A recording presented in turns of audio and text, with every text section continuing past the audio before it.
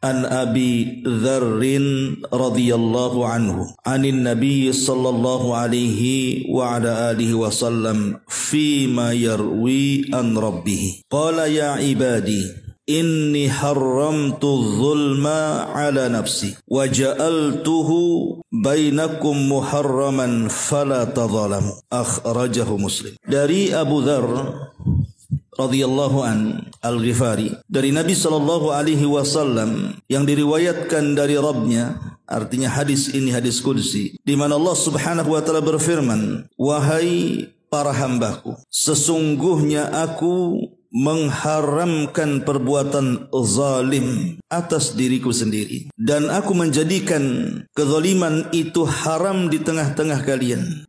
Oleh karenanya janganlah kalian saling melakukan kezaliman. Hadis ini dikeluarkan Imam Muslim. Ma'asyiral muslimat yang dimuliakan Allah Azza wa Jalla, hadis ini sangat pas sekali untuk dibahas karena kita berada di bulan Hurum. Yang sering saya jelaskan bahwa bulan Hurum itu terdiri dari 4 bulan.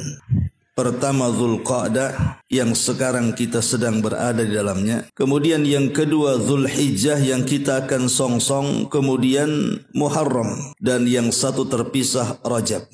Lah di antara hal yang harus dijauhi di bulan-bulan Hurum ini, terutama di bulan Dzulqa'dah sekarang, sebagaimana Allah Subhanahu wa taala firmankan dalam surah At-Taubah 36, minha arba'atun hurum dzalika ad-dinul qayyim fala tadlimu fihinna anfusakum. Di antara 12 bulan itu ada 4 bulan hurum, dan itulah merupakan ketetapan dalam agama. Maka janganlah kalian saling berlaku zalim. Sampai-sampai dikatakan oleh Imam Qatadah Ibn Di'amah rahimahullahu taala bahwa orang yang melakukan kezaliman di bulan-bulan Hurum, terutama sekarang ini bulan Dzulqa'dah, maka dosanya akan dilipat gandakan oleh Allah Subhanahu wa taala. Kenapa? Karena merobek dan mencemari bulan yang telah Allah muliakan sejak Dia menciptakan langit dan bumi. Makanya pembahasan ini sangat pas sekali. Kita diingatkan dari sekarang sampai 2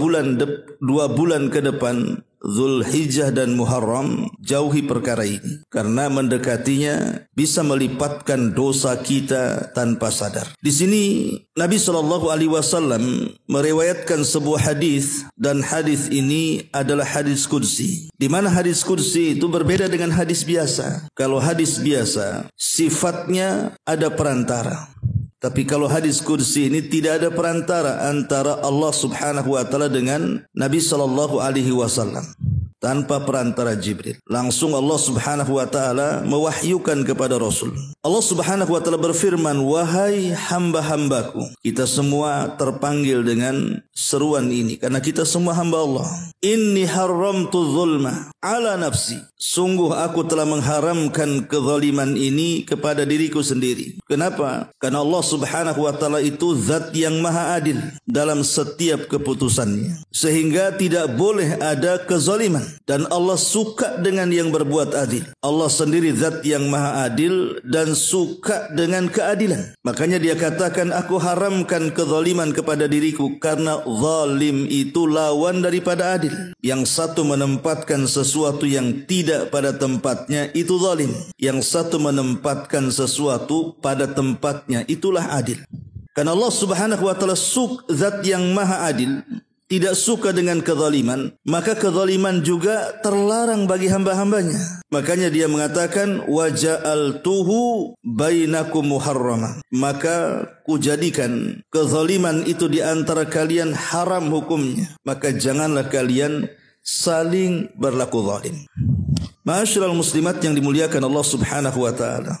Kenapa kezaliman ini sangat bahaya?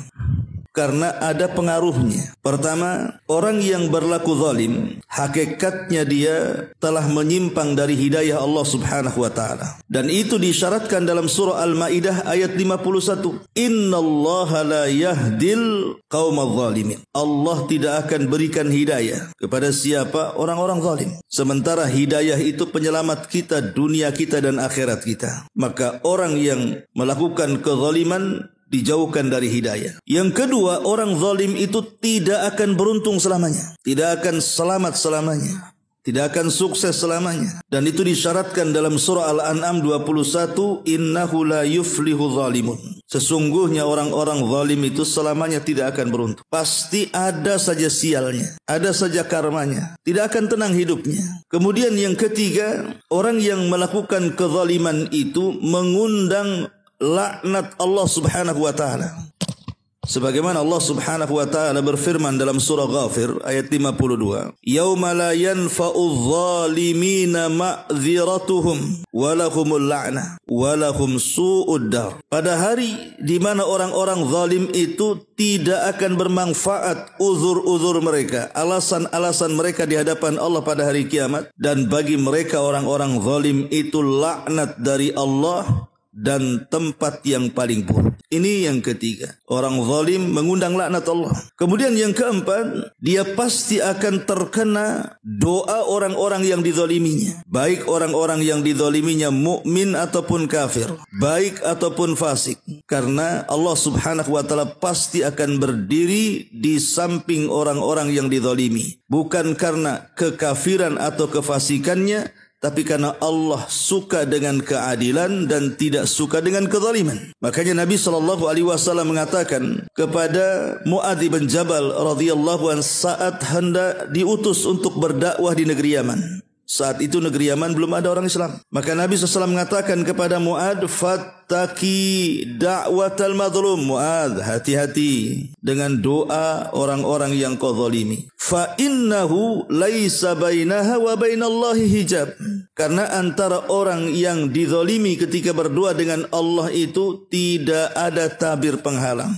Langsung melesat kepada Allah Subhanahu wa taala. Dan doa orang-orang yang dizalimi itu mustajab, pasti dikabulkan. Ini yang kelima. Yang keenam, kezaliman itu Yang kelima, kezaliman itu akan mengangkat keamanan atau kenyamanan di tengah-tengah manusia. Betapa banyak orang-orang yang ketakutan kepada orang-orang yang berbuat zalim. Tetangga yang jahat, preman yang suka malak gitu ya. Orang-orang yang zalim ini akan mengangkat rasa aman dan tentram. Oleh karena itulah maka Allah Subhanahu wa taala berfirman, "Alladzina amanu wa lam yalbisu imanahum bidzulmin ulaika lahumul amnu wa hum muhtadun." Orang-orang yang tidak mencampur adukkan keimanan mereka dengan kezaliman, maka mereka akan mendapatkan keamanan dan juga petunjuk. Artinya orang yang suka mencampur adukan zalim dan iman tercabut aman, tercabut hidayah.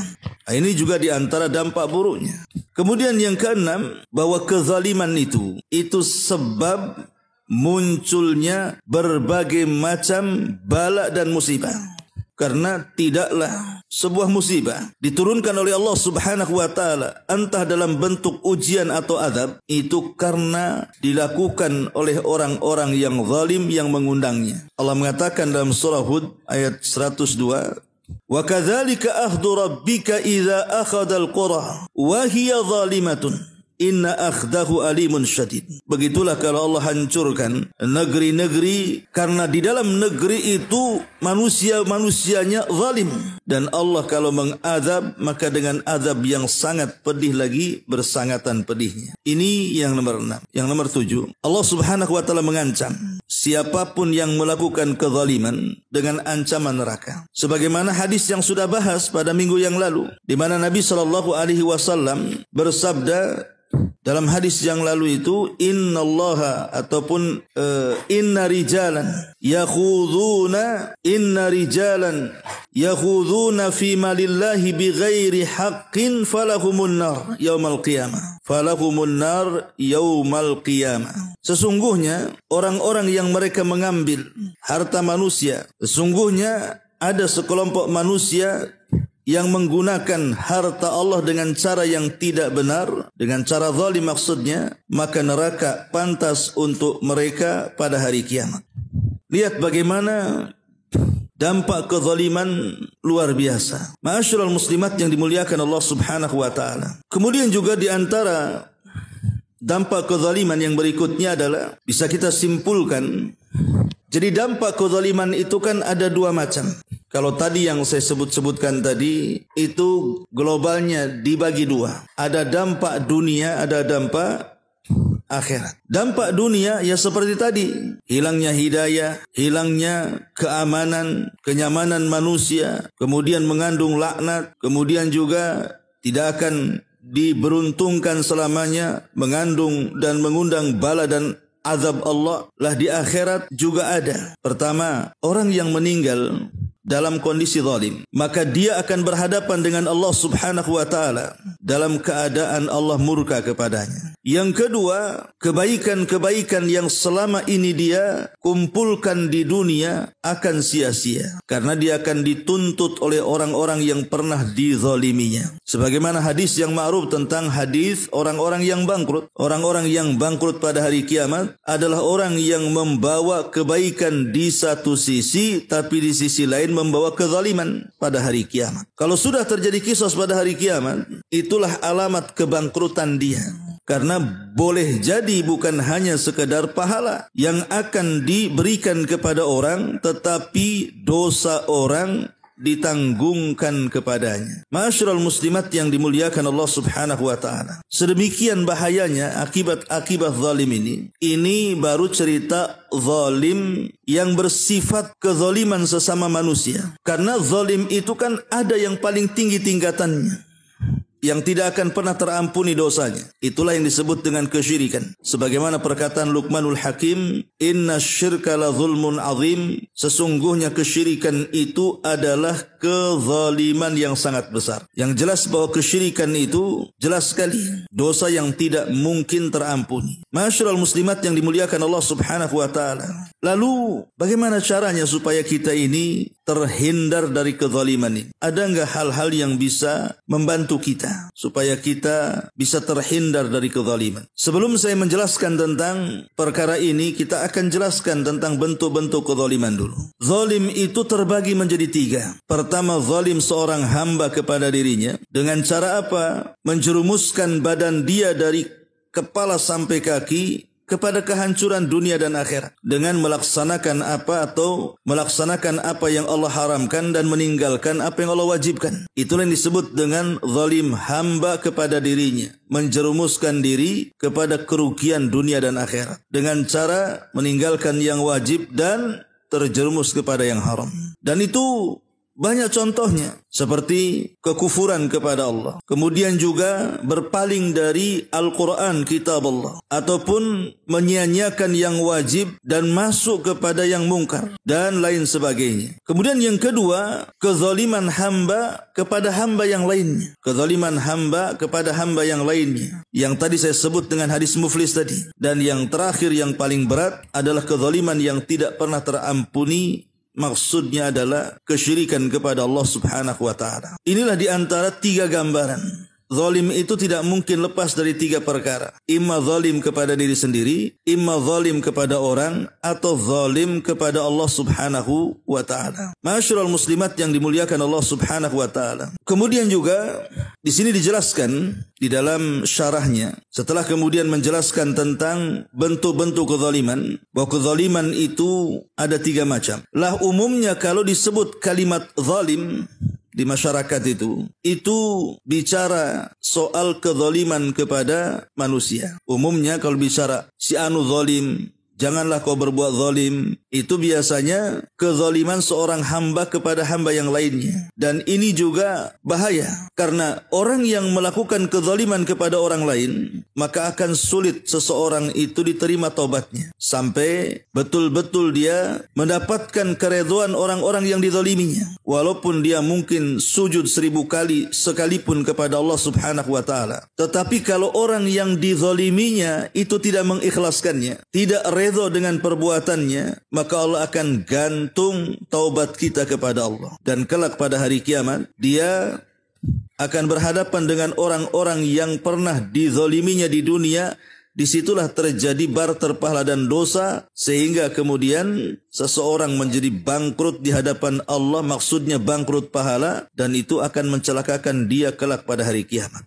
Ma'asyiral muslimat yang dimuliakan Allah Subhanahu wa taala. Lalu bagaimana caranya supaya kita terhindar dari kezaliman ini? Pertama, berdoalah kepada Allah Subhanahu wa taala agar kita dijauhkan dari perbuatan zalim. Meminta kepada Allah agar kita dijauhkan dari perbuatan zalim. Karena yang membolak-balikan hati kita itu Allah Subhanahu wa taala. Terkadang kita ini enggak ada niat untuk berbuat jahat. Tiba-tiba terbesit saja ingin melakukannya. Itulah hati kita. Kadang putih, kadang hitam. Mudah berubah-ubah. Maka supaya hati kita ini tetap istiqamah, tidak terjerumus kepada kezaliman, minta kepada Allah, ya muqallibal qulub, tsabbit qalbi ala ta'atik.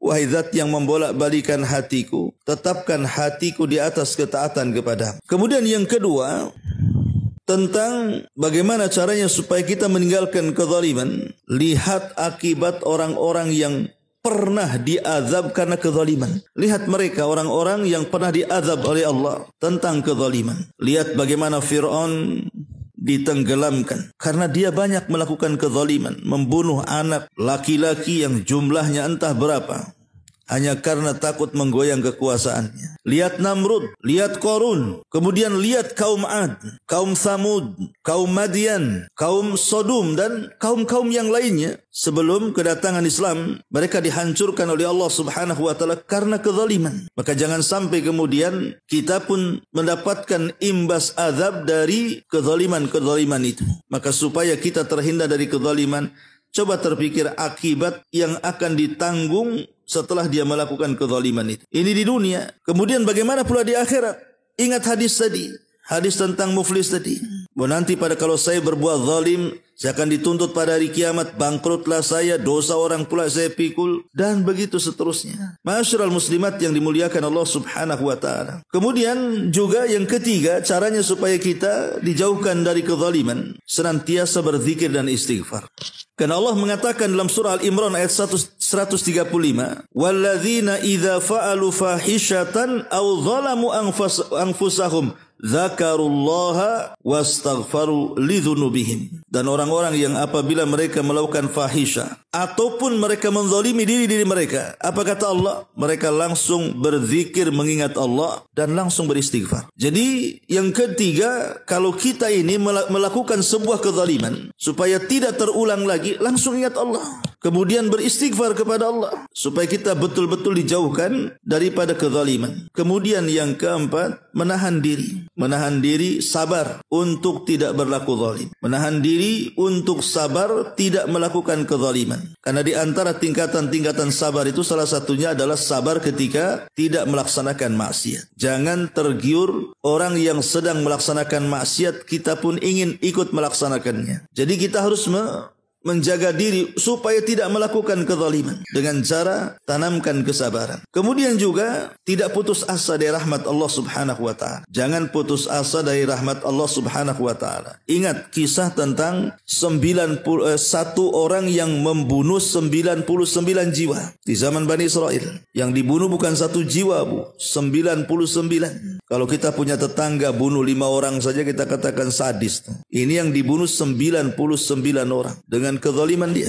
Tapi dia tidak putus asa untuk bertobat. Akhirnya dia tanya ke sana, tanya kemari. Akhirnya dapatlah dia seorang alim yang bisa menunjukkan untuk tobat dia. Agar dia masuk ke sebuah perkampungan di mana orang-orang kampung itu dipenuhi orang-orang saleh. Jadi orang alim ini mengarahkan orang yang zalim yang hendak bertobat ini ke lingkungan yang baik. Dari sini juga solusi. Bahwa lingkungan yang baik itu bisa menjauhkan dari kezaliman. Akhirnya kemudian anak muda ini berangkat ke kampung yang banyak orang soleh, tapi di tengah jalan dia meninggal. Dan Allah Subhanahu wa taala pun memasukkan dia ke dalam sorga. Kenapa? Karena dia tidak putus asa dari rahmat Allah Subhanahu wa taala. Dia terus mencari taubat. Jangan putus asa. terus menerus gitu ya, meminta ampunan dari Allah Subhanahu wa taala. Ma'asyiral muslimat yang dimuliakan Allah Subhanahu wa taala. Dan fenomena zalim ini itu luar biasa di masyarakat. Karena mencakup semua aspek kehidupan manusia. Di dalam rumah umpamanya, zalimnya seorang istri kepada suami atau suami kepada istri. Zalimnya orang tua kepada anak atau anak kepada orang tua. Zalimnya seorang bos kepada pembantunya atau sebaliknya. Ataupun zalimnya sesama kerabat dalam keluarga. Saudara dengan saudaranya, keponakan dengan pamannya, sepupu dengan sepupunya. Ini bisa kita saksikan, bahkan bisa kita rasakan. Bahkan boleh jadi kita pula pelaku zalimnya. Artinya kezaliman ini akan senantiasa ada. Seperti zalimnya suami kepada istri tidak menafkahi. Zalimnya suami kepada istri tidak mengajari. Atau zalim secara fisik, memukul, menendang. Atau boleh jadi sampai membunuh. Atau zalimnya istri kepada suami, tidak mau melayani haknya. Atau mengucapkan kalimat-kalimat kotor, kalimat-kalimat lancang, kalimat-kalimat merendahkan di hadapan suaminya, atau menyebarkan keburukan suaminya, itu zalim. Atau anak kepada orang tua durhaka, melawan orang tuanya, bahkan tak segan-segan menyakiti orang tuanya kalau tidak dipenuhi keinginannya. Atau sebaliknya, orang tua yang berbuat zalim kepada anaknya, tidak mendidiknya, menelantarkannya, bahkan terkadang menjualnya, na'udzubillah. Atau zalim bos kepada pembantunya dalam rumah. Dia membebankan pekerjaan yang di luar kontraknya. Kemudian menggaji tidak sepadan dengan pekerjaannya. Atau menambah waktu-waktunya tanpa dibayar. Atau terkadang menyakiti dengan cara memukul dan menyiksanya. Atau sebaliknya, pembantu dengan bosnya tidak bekerja dengan cara baik. Korupsi waktu gitu ya. Kadang-kadang maling dalam rumah bosnya dan begitu seterusnya. Dan banyak lagi, itu di lingkungan tuh. Ya, di lingkungan keluarga itu sudah macam-macam kezaliman itu. Kemudian keluar sedikit ke tetangga. Betapa banyak kemudian tetangga tersakiti gara-gara perbuatan zalim tetangganya yang lain. Sehingga kehidupannya tidak pernah merasa aman, merasa tentram, malas keluar rumah. Bahkan sebagian mereka ingin pindah rumah karena diganggu. Terkadang sampai kemudian berselingkuh dengan tetangganya. Atau mengambil barang dari tetangganya dengan cara mencuri dan begitu seterusnya. Lah ini terjadi di lingkungan masyarakat. Atau mungkin di halayak masyarakat. Di halayak masyarakat yang sekarang subhanallah kezaliman itu di mana-mana. Tidak dilakukan orang tua, anak muda, remaja pun sudah mulai ikut-ikutan di dalam. Terbentuknya geng-geng motor gitu ya, yang mencopet ataupun merompak di jalan-jalan dengan senjata-senjata, menakut-nakuti orang. Nah ini zalim. Atau mungkin dalam tingkat yang lebih luas lagi, umpamanya tingkat pemerintah, mulai dari tingkat RT sampai presiden, mereka menzalimi rakyatnya, atau mungkin rakyat menzalimi pemimpinnya. Jadi kezaliman ini kemana-mana. Makanya kenapa Allah Subhanahu wa taala mengatakan, ya ibadi inni haramtu zulma ala nafsi. Wahai hambaku, aku telah haramkan kezaliman ini kepada diriku, dan aku jadikan kezaliman ini juga haram bagi kalian, maka jangan pernah kalian melakukan kezaliman. Ma'asyiral muslimin muslimat yang dimuliakan Allah Subhanahu wa taala. Kita tahu bahwa ada sebuah hadis yang mengerikan bagi kita dengar, di mana tidak ada dosa yang azabnya disegerakan di dunia sebelum akhirat. Jadi di akhirat tetap diazab, tapi di dunia sudah disegerakan azabnya. Siapa mereka? Para pelaku zalim. Nabi SAW mengatakan, ma min dzambin ajjalallahu uqubatahu fid dunya qabla al-akhirah al-baghyu wa uququl walidain. Kata Nabi SAW, tidak ada dosa yang disegerakan azabnya di dunia sebelum akhirat. Kata Nabi SAW, apa itu? Kezaliman dan durhaka kepada orang tua. Makanya karena dosa ini bukan dosa sembarang, tapi kezaliman ini bukan maksiat sembarangan yang mengundang azab dunia sebelum akhirat. Nabi SAW mengajarkan untuk senantiasa dibaca dalam solatnya. Kata Nabi SAW, Qul ya Aba Bakrin, katakan wahai Abu Bakar, Allahumma inni zalamtu nafsi zulman kathira, wa la yaghfiru dhunuba illa anta faghfir li maghfiratan min indik, warhamni innaka antal ghafurur rahim. Ya Allah, sesungguhnya aku telah mendolimi diriku dengan kezaliman yang sangat banyak, dan tidak ada yang bisa mengampuni dosa kecuali Engkau. Maka ampunilah aku dengan ampunan di sisimu, dan sayangilah aku karena Engkau zat yang maha Maha Pengampun lagi Maha Penyayang. Lihat sampai Nabi SAW mengajarkan kepada Abu Bakar untuk dibaca pada setiap salat agar kita dihindarkan dari kezaliman. Karena kezaliman ini tidak mungkin terhindar dari diri kita. Boleh jadi kaitannya zalim kita kepada Allah, boleh jadi kaitannya zalim kita kepada diri kita, boleh jadi kaitannya kezaliman kepada hamba-hamba Allah yang lain. Setiap hari kita melakukan kezaliman. Bohong kalau kita tidak pernah melakukan kezaliman. Dari 3 bentuk kezaliman itu, paling tidak kita menzalimi diri kita sendiri dengan boleh jadi mungkin memandangkan mata ke yang haram, mendengarkan telinga ke yang haram, mengucapkan lisan dengan kata-kata haram, atau mungkin terpikir untuk melakukan kemungkaran, atau boleh jadi melangkahkan kaki dan anggota badan ke tempat-tempat haram, ke tempat ghibah, ke tempat namimah, atau mungkin ke tempat-tempat maksiat di luar sana. Jadi tak mungkin setiap hari manusia tidak melakukan kezaliman. Kita ini setiap hari melakukan kezaliman. Makanya kemudian Abu Bakar minta diajarkan doa untuk dibaca dalam solatnya. Maka Rasul mengajarkan doanya, Allahumma inni zalamtu nafsi zulman katsira. Ya Allah, aku ini terlampau banyak zalim. Tolonglah ampuni dosaku. Ini Abu Bakar, sekelas Abu Bakar, Bu ya. Sekelas Abu Bakar, dia terus membaca doa ini dalam solatnya, takut terjerumus kepada kezaliman. Siapa kita dengan Abu Bakar? Harusnya kita lebih lagi meminta kepada Allah agar jangan melakukan kezaliman. Makanya para sahabat itu adalah manusia yang sangat mencintai kebaikan. Sehingga kalau berjumpa dengan Nabi SAW, pasti mereka akan bertanya soal amalan yang bisa memasukkan ke sorga, soal amalan yang bisa masukkan ke neraka. Kenapa para sahabat itu selalu datang kepada Rasul bertanya soal itu? Ya Rasul, tunjukkan kepadaku amalan yang paling afdal, amalan yang paling dicintai, amalan yang bisa mendekatkan kepada Allah, amalan yang bisa masukkan aku ke sorga, amalan yang bisa menjauhkan aku dari neraka. Kenapa? Kenapa itu terus pertanyaan para sahabat kepada Rasul?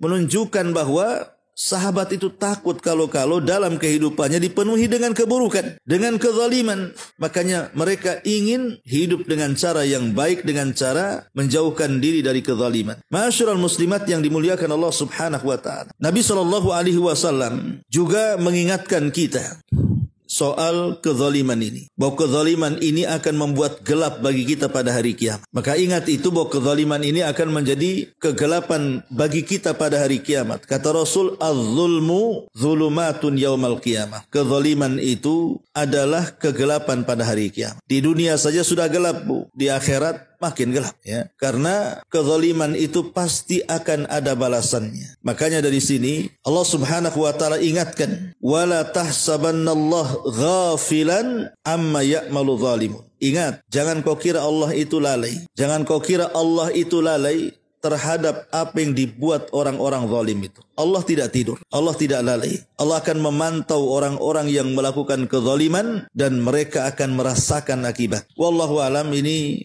di antara sedikit syarahan dari hadis ke-15.